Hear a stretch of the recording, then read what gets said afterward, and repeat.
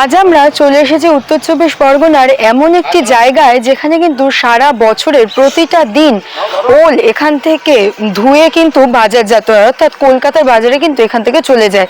এবং আমরা এখনো সেই দৃশ্য দেখতে পাচ্ছি। এখানে কিন্তু একদিকে ওল জমি থেকে যেমন সরাসরি কৃষকদের মাধ্যমে চলে এসেছে, সেই ওলের যেহেতু মাটির নিচে হয় তাতে প্রচুর পরিমাণে কিন্তু কাদা লেগে আছে।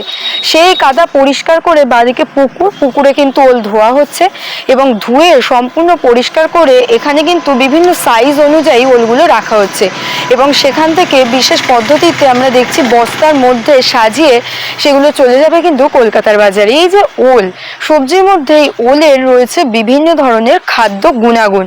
বিভিন্ন গবেষণা এবং বহু ডাক্তাররা এই সাজেশন দেন যে ওল ব্রেন ডেভেলপমেন্টে বিশেষভাবে সাহায্য করে, অর্থাৎ স্মৃতিশক্তি বাড়াতে সাহায্য করে এই ওল।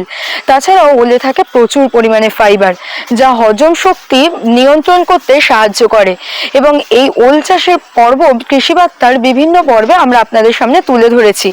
উত্তর চব্বিশ পরগনার এই যে অঞ্চলটি, এখানে কিন্তু প্রতিদিন, একটা দিনও বাদ যায় না, প্রতিদিন কিন্তু এখানে ওল বিশেষ পদ্ধতিতে আমরা দেখছি এখানে ওল কিন্তু সাজানো হচ্ছে বিভিন্ন সাইজ অনুযায়ী, সাজিয়ে সেটা সেভাবেই কিন্তু বস্তার মধ্যে করে সেগুলো কিন্তু চলে যাবে বাইরে এবং সেখানে কিন্তু সেই পুরো পদ্ধতিটি চলছে।